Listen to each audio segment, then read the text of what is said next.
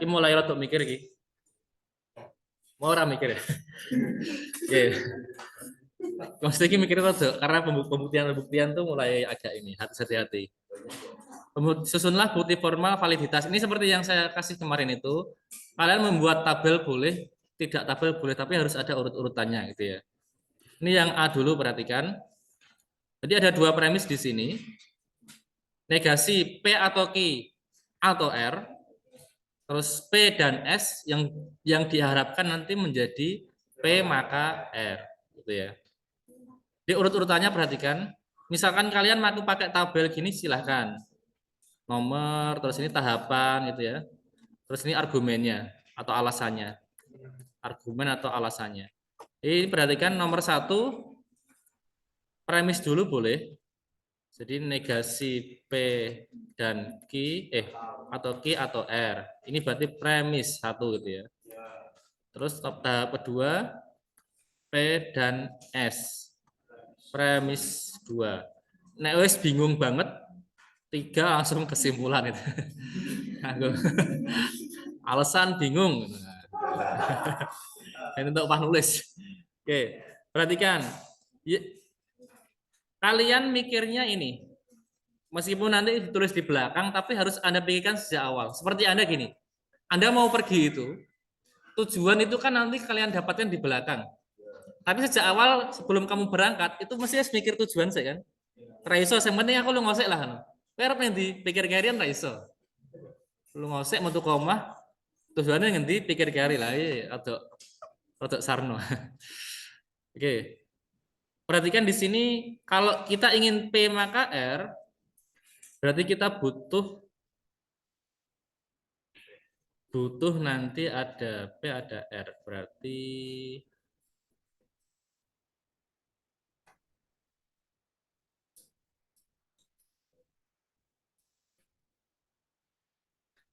kesimpulannya jika P maka R, jika P maka R.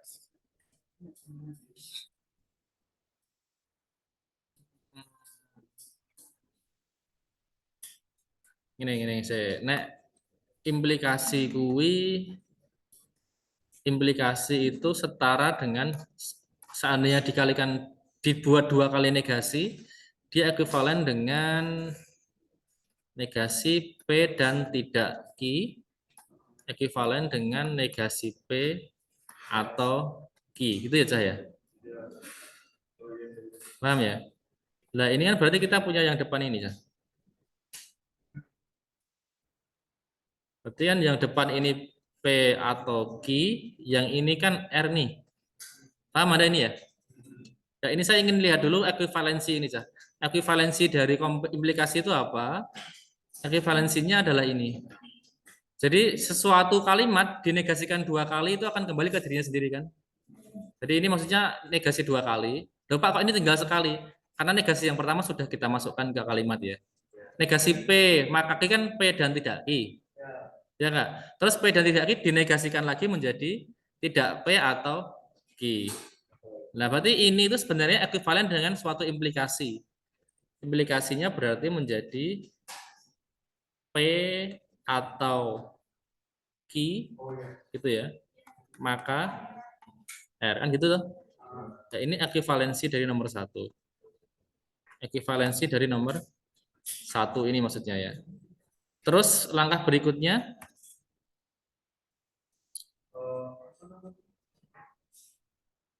distributif, bisa. Mau didistribusikan dulu seharusnya aja. Sorry. Kesusu Ki. Harusnya dimasukkan dulu aja deh. Demurkan dulu. Ini harusnya gini dulu. Negasi P dan negasi Q atau R gitu kan. Ini kan hukum De Morgan ini. Hukum De Morgan dari nomor 1. Terus ini didistribusikan dulu menjadi negasi P atau R dan negasi Q atau R. Ya enggak? Ada kan hukum distributif? Distributif kan gitu. Lah baru yang ini Yang ini menjadi P maka R. Bener kan? Sesuai kaidah ini ya. Ini berarti jika P maka R dan jika Q maka R gini ya. Ini ekuivalensi. Ekuivalen. Berarti premis 2 nggak kepake ya? Nggak apa-apa. Ekuivalensi nomor 4. Baru yang ke-6 simplifikasi langsung beres ya. Langsung P maka R ini simplifikasi dari nomor. Ada yang benar langkahnya seperti ini persis? Nggak ada. Langkahmu P?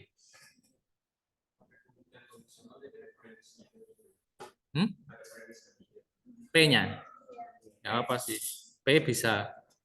P terus kamu berarti kesimpulannya mengarah ke R. Nggak apa, boleh. Kalau itu P berarti. Langkahnya gimana? Premis tiganya di sini kamu kasih P gitu.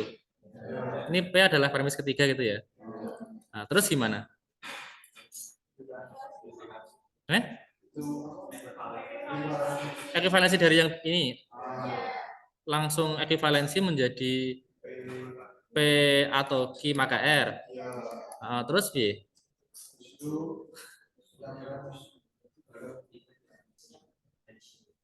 Premis ketiga diadisi dengan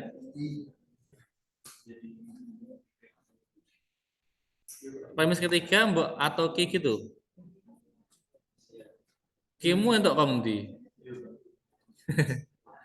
Q-mu dapat dari mana?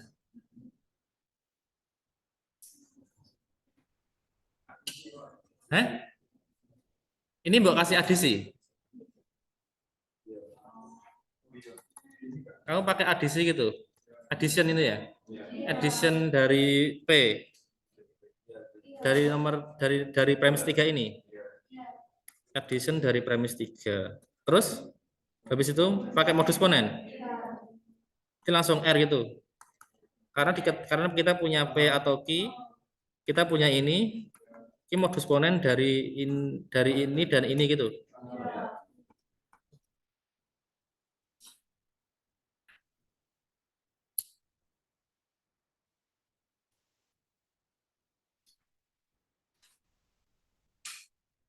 Itu tetap premis 2 tetap nggak kepake ya, sama aja ya. Langkah ini pun premis 2-nya nggak kepake tuh. Yang kepake premis 3 dan premis pertama ya. Jelas ya apa wes. Sementara ini benar kan wes. Pakai ini benar nggak apa? Argumennya gimana?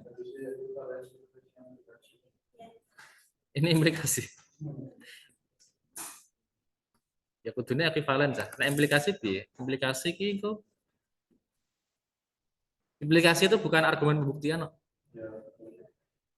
Gak ada argumen yang alasannya adalah implikasi. Implikasi sebenarnya argumen untuk modus ponen dan modus tolen itu sebenarnya malah. Jadi modus ponen itu implikasi. Kenapa? Karena diketahui syaratnya, akibatnya harus terjadi, itu implikasi sebenarnya. Nah, jadi modus ponen sama modus tolen itu implikasi. Kalau yang tadi ekuivalensi sebenarnya. Ini ekuivalen dengan ini gitu maksudnya. Ya kalau ini kurang ya wes lah, kurang isi darah apalah. Tadi totalnya berapa? 10 ya? Totalnya 10 ya, kasih 8 ya apa. Ya. Coba. Ya, Mas.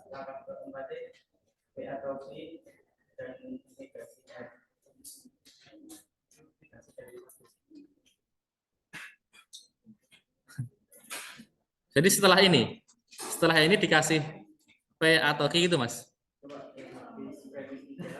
Yang ini tuh, di tempat itu langkahnya kayak saya apa kayak yang belakang? Kayak yang ini. Ini P atau Q saja. Oh, ini.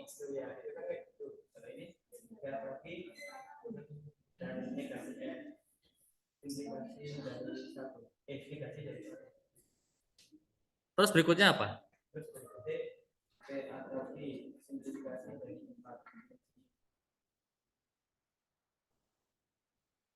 Simplifikasi dari atasnya itu loh.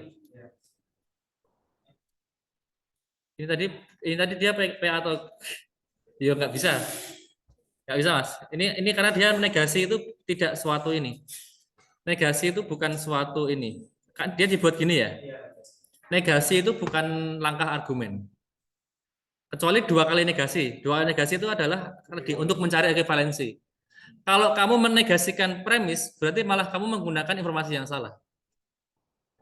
Karena logikanya premis itu fakta, premis itu yang diketahui, dia aksioma, dia yang kebenaran yang digunakan untuk bukti itu ya. Ingat ya. Jadi premis itu setara dengan aksioma atau fakta atau yang diketahui. Kalau fakta mbok ingkar, mbok negasikan, berarti kamu menggunakan fakta yang salah. Paham ya? Pak, kok ini mengingkar, Pak? Karena saya mengingkar dua kali. Mengingkar dua kali itu tetap benar, karena dia ekuivalen. Paham nggak maksudnya? Paham ya? Tapi kalau mengingkar sekali toh, jadi melakukan langkah dalam suatu pembuktian kok menegasikan dari faktanya nggak bisa. Paham nggak maksud saya? Paham ya? Jadi salah mas. Kasih upah 3 aja, Pak nulis. Silahkan Pak.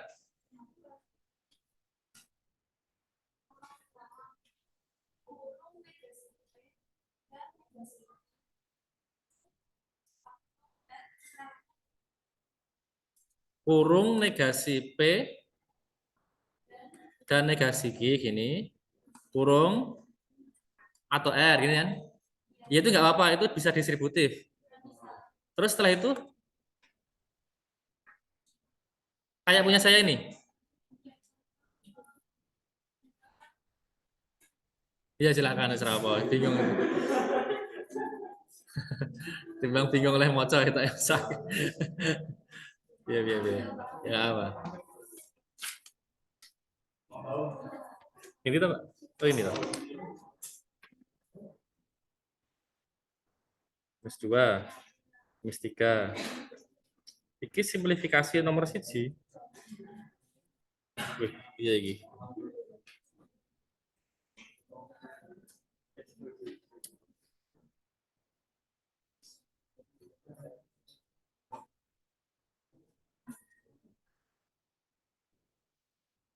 Masih 5 aja, Pak. Sebenarnya logikanya sudah hampir benar, cuman dia banyak yang tergesa-gesa dan banyak yang argumennya salah. Jadi seperti dia distributif itu dia ditulis. Terus yang kedua apa namanya? Dia langsung. Jadi ini dari sini dia langsung mensimplifikasi, tidak mendistribusi dulu.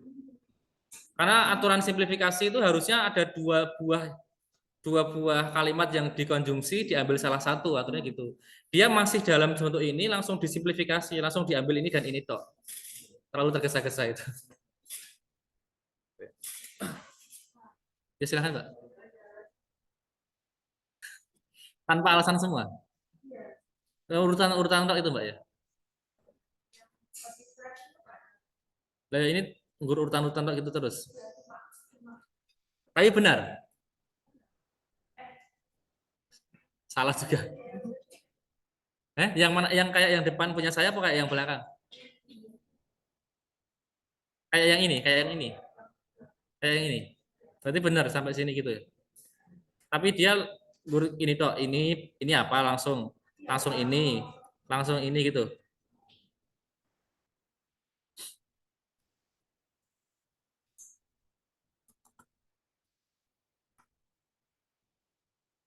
Kasih nama ya, Pak.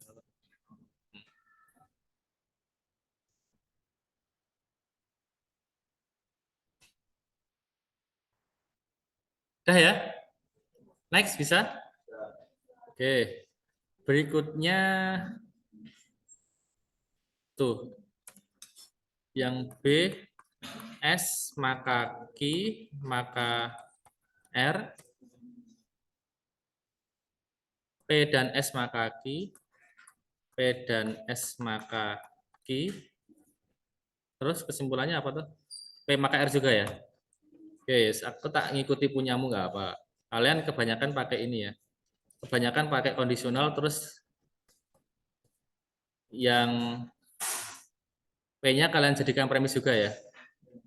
Oke, ini nomor 1, 2, 3. Ini premis. P, ini berarti premis 1.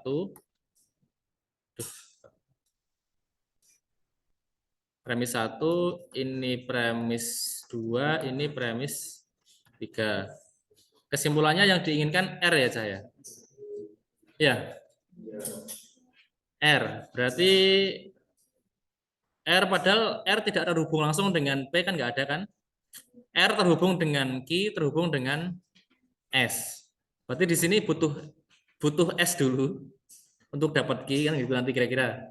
Q untuk dapat R ya nggak? Terus untuk dapat S kita punya di atas ini berarti. Mecah atas dulu ya, mecah nomor 2 dulu ya. Mecah nomor 2 distributif untuk konjungsi dan implikasi kan nggak ada. Ada nggak? Di hukum-hukum nggak ada kan? Berarti harusnya diekuivalensi menjadi atau dulu. Harusnya. Harusnya gini ya. Harusnya ini negasi P dan S atau Q dulu. Ini ekuivalensi nomor 2. Untuk apa? Supaya kita bisa mendistribusi nanti. Karena coba dilihat di tabel catatan saya. Tabel nggak ada hukum distribusi, ya meskipun nanti akibat itu ya sebagai akibat sih. Tapi di hukum itu nggak ada ini. Kalian langsung menggunakan distribusi ini. Langsung P maka Q dan S maka Q gitu nanti. Enggak. Atau pakai kayak saya juga gini. Sama ya. Ini dulu, terus ini harusnya dinegasikan dulu. Naik anu loh ya. Kalau kalau mau tertib loh ya.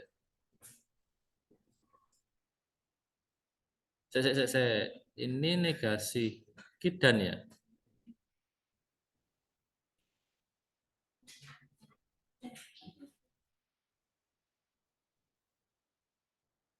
Negasi S atau oh enggak, ini enggak bisa distribusi ya, Kak. Sorry. Ini sama-sama atau ya, sama-sama atau itu bisanya nanti sama-sama atau itu isone asosiatif. Kalian langkai ya kalian? P dan S maka Q.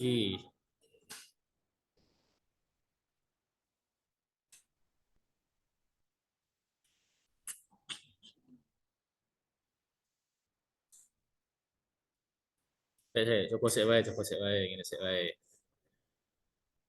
Terus nek bareng ini bisanya diasosiasi. Nah, diasosiasi jadi begini.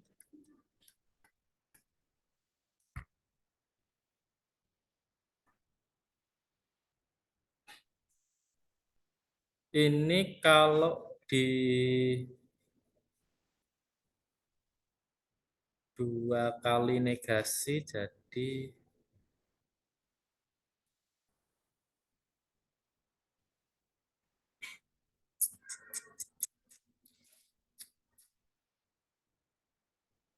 oh gini. Oh ya bisa.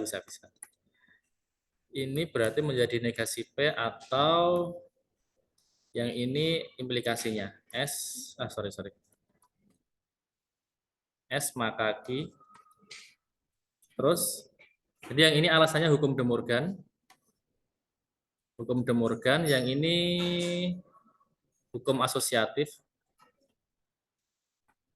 Terus ini ke sini ekuivalensi. Ekuivalensi nomor 6. Ini hukum De Morgan nomor 4, ini asosiatif dari nomor 5. Nah, ini ya, perhatikan. Ini seperti resolusi. Jadi ini kita bisa langsung mengambil S maka Q. Jadi ini resolusi. Kenapa resolusi? Karena premisnya itu yang diketahui yang benar itu P. Paham ya?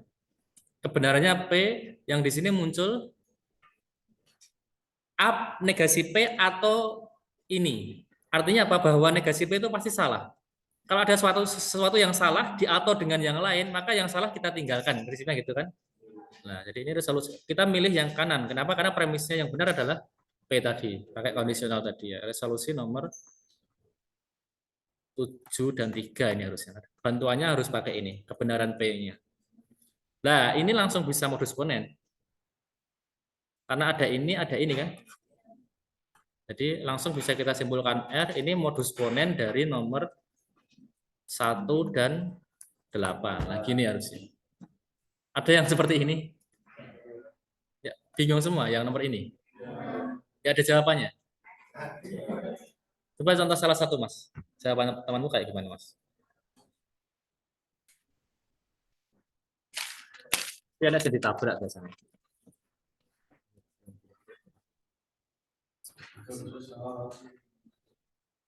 Eksportasi dari mana ya? Ya, aku pengen tahu lagi. Eksportasi sing iki di pertama sama lagi.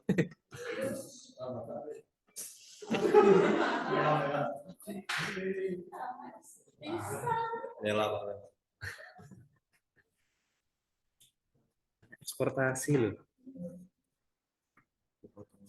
Eksportasi.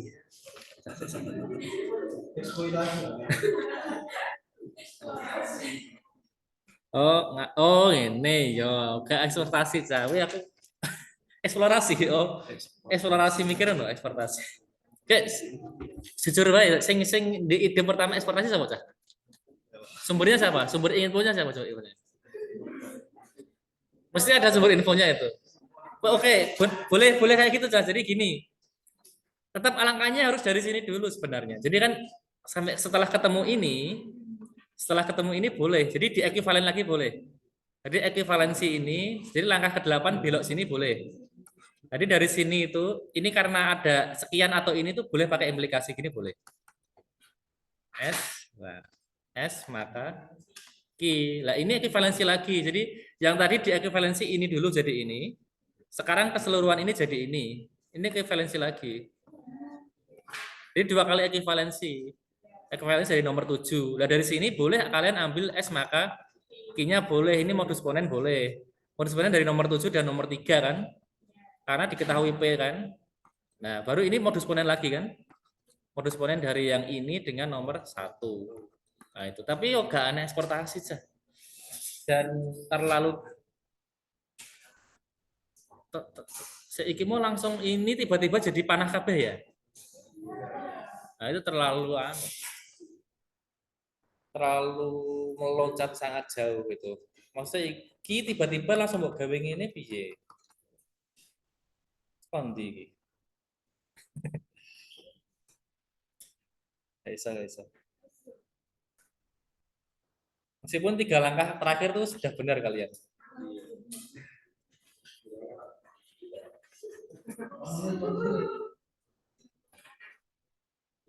Terus kayak limor apa wis? Ya, Pak. Tapi langkahnya podo kan?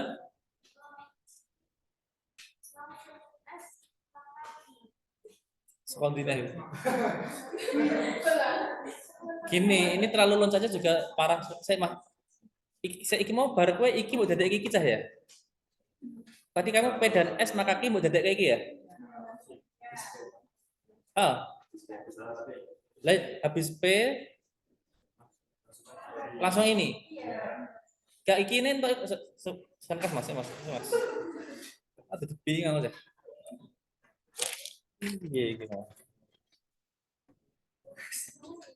eksportasi saka nomor loro. Lagi kan tulisanmu eksportasi dari nomor 2. Berarti kan eksportasi saka iki toh. Iki tolong dong, barangkali saya nggak tahu nggak apa-apa. Tolong kalian kalau yang punya ide eksportasi itu bisa nambah ilmu saya gitu loh. Kalau itu benar nggak apa, Pak. Itu ada sumbernya dari sini nggak apa. Jadi siapa? Nggak ada. Kas, eh? Oh, sebenarnya kakak tingkatmu. Ini nggak jelas kakak tingkatmu eksportasi ini sekarang tidak jelas. Kasih 4, kasih 4. Sorry, kasih 4, kasih 4. Ini loncatnya parah ini. Mohon maaf, ini tak kira mau dari sini ada langkah lain. Langsung itu terlalu parah. Ini loh, P dan S maka Q itu gini loh. Untuk terjadinya Q butuh 2 syarat. P dan S harus sama-sama terjadi. Dia tadi terlalu menyingkat juga nggak boleh. Kasih 3, Mbak. Yang ini 4, yang eksportasi 4. Yang eksportasi kasih 4, Yang ini langsung S maka Q tadi, Mbak ya. Dari sini langsung S maka Q kasih 3, Mbak. Kenapa? Karena dia langsung meniadakan P. Ya. Ya.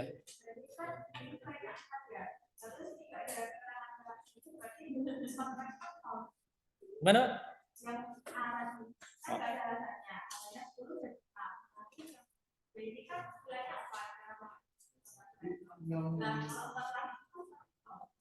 Enggak dikurangi. Maksudnya ini toh ada ininya tapi enggak ada keterangannya. Kasih 3 aja. Masa mau kurangi 6 mau sakit, Mbak? Ini mesti minus nanti. Ya, sudah.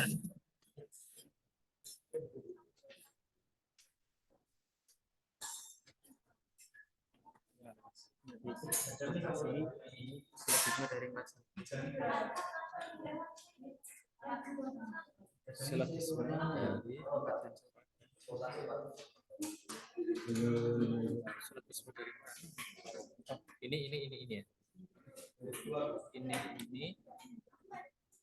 Ini dan ini ya. Oh iya. Ya kasih 4 juga. Saya itu masalahnya saya ya kasih 4 juga, Mas. Sama itu prinsipnya sama kayak yang lain. Saya masih meragukan eksportasi, Cah. Jangan-jangan memang saya yang ini ya. Saya yang tidak tahu juga bisa. Asal ada yang ngasih tahu alasan sumbernya yang valid ya apa sebenarnya. Kok P dan S maka Q menjadi P maka S maka Q? Bisa itu.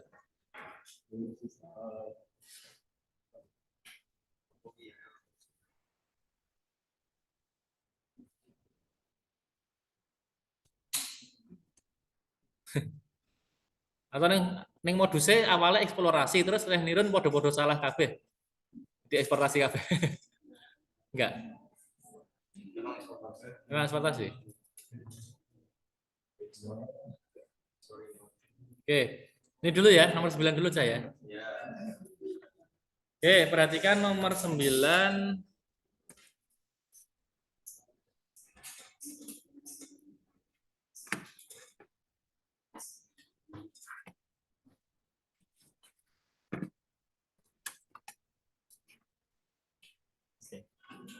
Disuruh mengatakan benar atau salah, tapi harus memberikan bukti ya. Kan support your decision by approve kan. Perhatikan yang pertama dulu. Untuk setiap X terdapat Y kayak yang tadi ya. Sehingga berlaku X plus Y sama dengan 0 ini benar.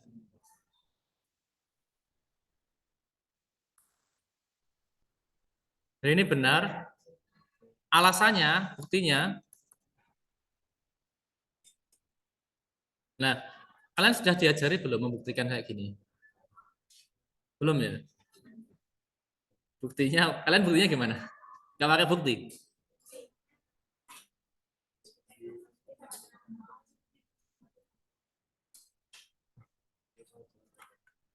Saya sudah pernah mengatakan tuh, kalau suatu pernyataan diawali dengan untuk setiap, kalian harus ambil sembarang. Ya enggak, sembarang X. Ambil sembarang X. Bilangan real, gitu ya. Jadi nanti ambil sembarang X bilangan real dulu. Paham ya? Nah, yang akan dibuktikan apa? Nanti tujuannya itu adalah akan dibuktikan adib itu ya saya. Apa ya? Adib itu akan dibuktikan. Nek adib akan ditunjukkan. Nah. Jangan lalu. Saya kira rapati sensitif ya, biar sensitif ya. Ngomong edit cekel. Akan dibuktikan terdapat Y anggota bilangan real juga SDH demikian sehingga singkat-singkat ya demikian sehingga X plus Y sama dengan 0 itu ya. Nah, jadi sebenarnya ini kayak gini sebenarnya, ini kayak yang ini mirip ini. Jadi ada premis, ada kesimpulan. Premisnya apa? Premisnya itu ini X bilangan real, itu premis. Kesimpulan yang ingin dituju adalah X plus Y sama dengan 0. Jadi bagaimana kalian bisa mendapatkan Y sehingga X plus Y-nya sama dengan 0. Gitu ya. Lah, kalian butuh premis-premis lain yang tidak disebutkan di sini. Jadi premis itu tidak selalu harus disebutkan di dalam soal. Kalau di soal tidak ada premis yang mendukung pembuktian Anda, ingat-ingat ini ya, maka segala sesuatu yang fakta yang ada di dunia itu bisa menjadi premis pendukung Anda. Kalau ini berarti di dunia matematika. Paham? Artinya apa nanti? Hukum-hukum yang berlaku atau kebiasaan yang berlaku di dalam perhitungan matematika itu semacam premis. Artinya bisa Anda gunakan untuk membantu pembuktian Anda. Paham? Paham ya? Nah, kalau di sini berarti kita boleh berjalan dari sini ya, dari belakang sini. Berarti misalkan ini ya, X plus Y itu sama dengan, nah ini mungkin kalian sudah bisa ini semua ya. Berarti ini boleh kita kurangi dengan ini ya. Ini ya. X sama dengan yang dicari itu Y-nya, sorry. Yang dicari itu Y-nya, bukan X-nya. Karena ini sudah dijadikan yang diketahui, yang diambil. Kita ingin tahu Y-nya siapa itu maksudnya. Y-nya siapa. Jadi ini harusnya dikurangi X ya. 0 dikurangi X. Y-nya sama dengan minus X. Gitu ya.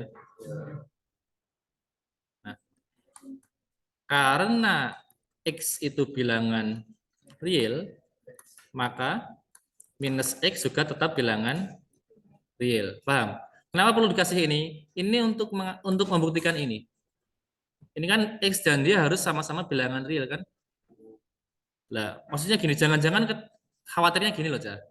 Kalau ini bilangan asli misalkan. Kalau ini dicoret jadi bilangan asli, natural number gitu, nanti jadi nggak berlaku kan? Ya nggak? Nah, salahnya di mana? Di langkah ini. Di langkah ini karena X itu natural number, berarti minus X bukan bilangan asli, paham? Nah, maka apa namanya kalimat ini, sebab ini atau argumen ini harus muncul. Jadi ketika X-nya adalah bilangan real, maka negasi X, negasi. Minus nggak jadi negasi. Minus X tetap bilangan real. Dan ini memenuhi syarat yang diinginkan di sini. Paham ya? Oke. Lalu di sini kalian simpulkan. Jadi terdapat Y elemen bilangan real, yaitu apa Y-nya? Y-nya adalah minus sedemikian hingga memenuhi X plus Y atau sama dengan X plus min X kan berarti ya enggak sama dengan 0. Jadi ini pembuktiannya seperti ini, nggak terlintas ya. Ada yang terlintas. Kalian gimana buktinya? Kalian cuma dihitung-hitungan ini saja, main di sini aja. Kesimpulannya gimana?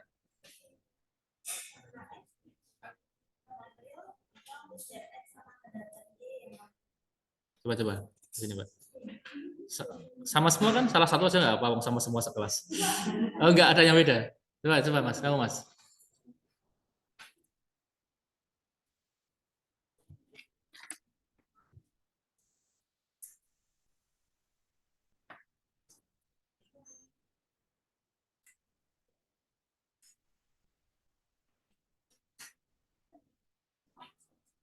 Ambil sembarangan nggak pakai ya ini ya. Langsung main ke XY langsung ya.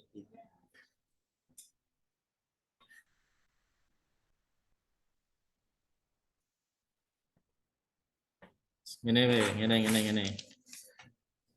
Kalau logika ini benar, perhatikan. Kalau logika ininya ada benar, bahwa nanti diperoleh Y adalah minus X, gitu ya. Oke, ini logika kuncinya di sini sih sebenarnya. Ini 50 tuh. 5. Kalau ada kesimpulannya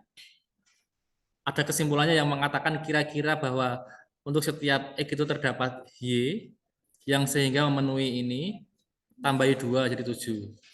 Nah, ambil sembarangnya, kalau ada ambil sembarang kasih tambah 3 jadi 10. Karena ini penting ini.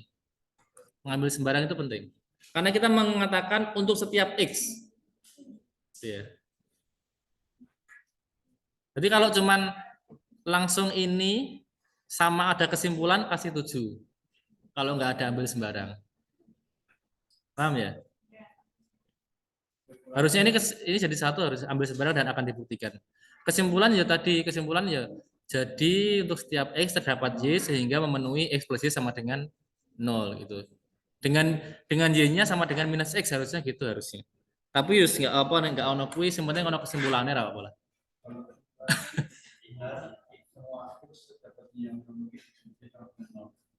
Nggak apa wis apa. Betul. Sak ya. Opah mikir. Opah nirun.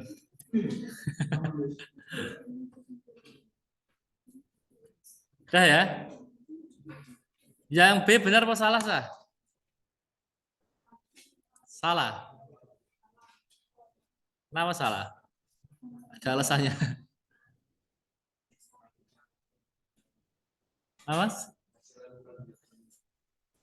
Mas? Oh, siap bilangan natural.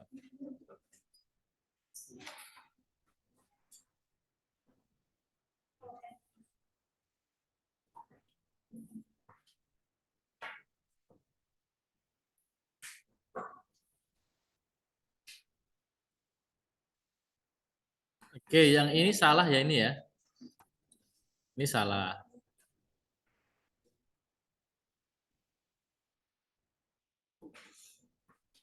Terus ini terdapat. Terdapat itu berarti menyangkalnya harusnya untuk setiap. Ya, untuk setiap itu berarti anu diurut. Berarti harusnya gini. Menyangkalnya kan berarti gini, bahwa untuk setiap M dan N elemen bilangan asli, 5M tadi ya? 5M plus 3N ya? Balik. 3M plus 5N gini. Ini tidak sama dengan 12 itu ya. Harusnya gini kan. Harusnya nanti ambil sembarang M dan N elemen bilangan aslian gitu. Buat tambahkan 3M plus 2N gitu ya. Sorry. 3M mulai ngantuk. 3M plus 5N gitu. Boleh mbok tulis sama dengan kemungkinannya boleh. Jadi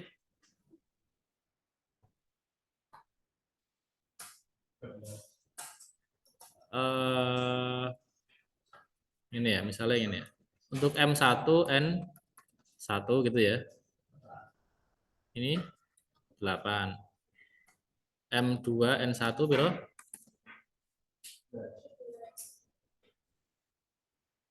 11 ya. 22. Emang 12 belum ya saya? 12 berapa? 13 ya? 22 biro lagi. 16 dan seterusnya. Jadi ini apa namanya sudah langsung ini kan otomatis 12 kan terlewati ya. Ya ada ya. 3. Ini tapi ini ilustrasi saja sih. Dan ini sebagai ilustrasi gitu, sebagai ilustrasi kasih seperti ini. 1 hasilnya 8. 1 dengan 2 hasilnya 13, 2 dengan 1 11, 2 dengan 2 16, 3 dengan 1 misalkan berapa itu. Nah, baru nanti dikasih keterangan seterusnya gitu. Dengan demikian gitu ya. Dengan demikian untuk setiap X dan Y elemen bilangan natural 3M X plus Y itu mulai awan mulai rada oling. Plus 5N tidak sama dengan 12. Itu berarti tidak terdapat itu ya. Karena yang dikatakan kan terdapat. Kalau untuk setiap tidak berlakuan berarti tidak terdapat. Jadi boleh gini atau gini. Tidak terdapat MN elemen ini sedemikian sehingga 3M plus 5N sama dengan 12. Gitu ya. Jadi kesimpulannya boleh gini. Dengan demikian untuk setiap MN elemen natural 3M plus 5N tidak sama dengan 12 atau tidak terdapat MN elemen N sehingga 3M plus 5N sama dengan, kalau pakai untuk setiap di sini tidak sama dengan, kalau pakai tidak terdapat di sini pakai sama dengan. Kalau kalian idenya gimana?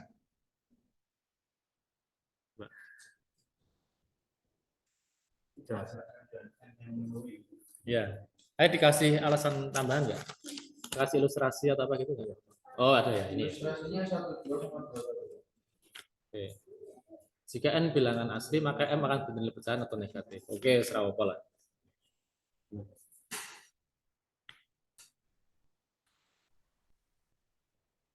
Sebentar. Ini jadi kalian menggunakan ini ya, penjumlahannya terus M-nya dalam sekian N gitu ya.